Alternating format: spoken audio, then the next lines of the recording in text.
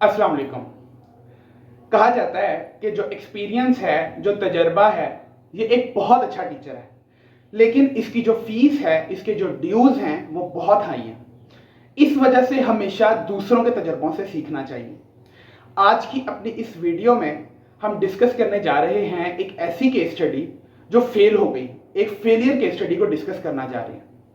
एक कंपनी है airlift express के नाम से, बल्कि अब तो हुआ करती थी। पाकिस्तान का मोस्ट हैवीली फंडेड स्टार्टअप था, लेकिन ये स्टार्टअप फेल हो गया। इसके फेलियर के पीछे क्या रीजंस थी और इनके एक्सपीरियंस में कौन सी ऐसी चीजें थी जिसकी वजह से ये कामयाब नहीं हो सके, उनको जानते हैं और कोशिश करते हैं कि उससे बहुत कुछ सीखने को मिले, जिससे हम अपनी पर्सनल लाइफ और अपने बिजनेसेस को अच्छे से ग्रो करने में हेल्प कर सकें। तो चलिए आगे बढ़ते हैं।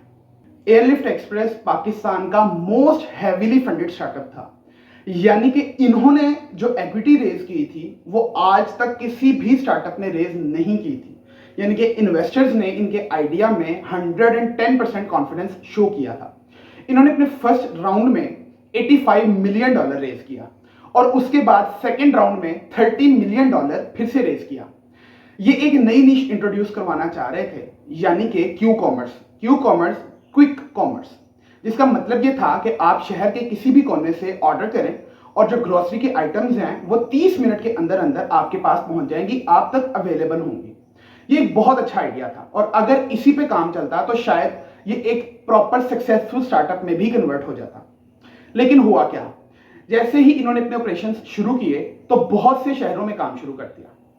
उसके बाद इनकी जो फर्स्ट मिस्टेक शुरू हुई वो ये थी कि इन्होंने बहुत से शहरों में एट द सेम टाइम अपने ऑपरेशन स्टार्ट कर दिए। सेकंड थिंग, दूसरी चीज ये थी कि इन्होंने शुरू में मोबाइल फोन्स खुद से बेचना शुरू कर दिया। अरे भाई, आप एक स्टार्टअप हैं, आप तो क्यू कॉमर्स प्रोवाइड कर रहे हैं, आप क्यों प्रोडक्ट्स बेचना शुरू कर दिए। इनकी जो अगली गलती थी वो ये थी कि इन्होंने स्टार्ट के अंदर ही अपनी नीश को छोड़ते हुए क्या किया कि जो मैन्युफैक्चरर्स हैं, यानी कि सप्लाई चेन में पीछे जाके मैन्युफैक्चरर्स को बहुत सी चीजें डिस्काउंट के ऊपर बेचना शुरू कर दी। इनकी एक और गलती यह थी कि इन्होंने बहुत ज्यादा मार्केटिंग के ऊपर एक्सपेंसेस किए। किसी भी बिजनेस को ग्रो करने में मार्केटिंग एक बहुत ज्यादा इंपॉर्टेंट रोल प्ले करती है, लेकिन इन्होंने अपनी कोर कंपिटेंसीज और कोर नीश को छोड़ के मार्केटिंग के ऊपर और इन दूसरी एक्टिविटीज के ऊपर ज्यादा फोकस किया, जिसकी वजह से ये स्टार्टअप बुरी तरह फेल हो गया। $115 मिलियन रेस करने के बावजूद ये स्टार्टअप फेल हो गया और इन्होंने एक समंदर अनएम्प्लॉयड लोगों का छोड़कर अपने ऑपरेशंस पाकिस्तान में बंद कर दिए। तो एयरलिफ्ट एक्सप्रेस की इस फेल्ड स्टार्टअप से जो चीजें हमें सीखने का मौका मिलता है वो ये है कि फर्स्ट ऑफ ऑल अपनी एक नीश डिफाइन कर लें।